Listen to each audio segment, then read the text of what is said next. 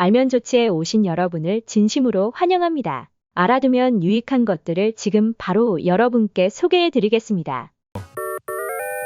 선거는 선거권을 가진 개개인이 그 사람을 대표할 후보자에게 자유의사로 투표를 행사하는 민주주의의 대표적인 행위 중 하나인데, 이 과정에서 흑이 백으로 백이 흑으로 뒤바뀐다면 이것은 민주주의 후퇴이며 정통성이 배제된 독재를 기반에 둔 조직적 불법이므로 철저히 예방해야 할 것입니다.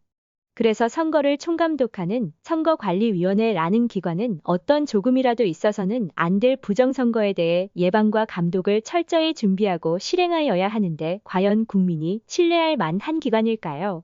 얼마 전 타이완에서 있었던 총통 선거를 보면서 왜 우리는 이런 선거와 개표 방식을 시도하지 않을까 하는 생각을 합니다. 그리고 대한민국 선관위가 이 타이완 선거 개표에 대해 부정적인 의견을 낸 것도 이해하기 어렵습니다.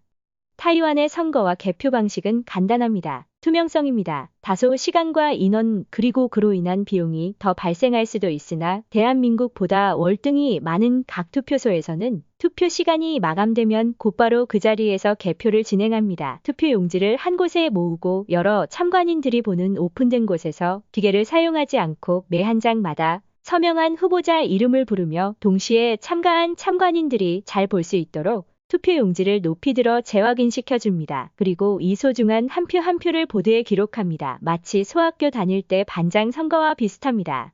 이 모든 것은 카메라에 녹화가 되기 때문에 혹시 기록이 잘못된다 하더라도 부정을 하기는 거의 불가능합니다.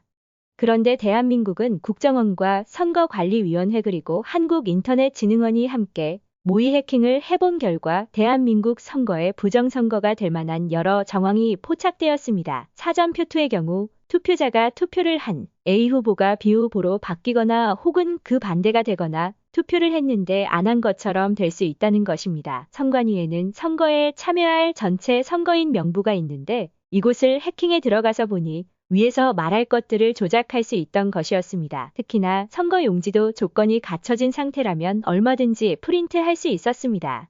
선관위에서는 이 모든 것이 가능은 하지만 이제껏 일어난 일은 없으며 해킹이 되었다 하더라도 다른 보안 장치가 있어 쉽지 않다는 답을 국정원과 달리했습니다. 그렇지만 우리 국민은 우려스러운 것보다는 투명한 선거를 모두 원합니다. 그래서 이제는 과감한 우리의 선거에도 변화가 필요하다고 말합니다.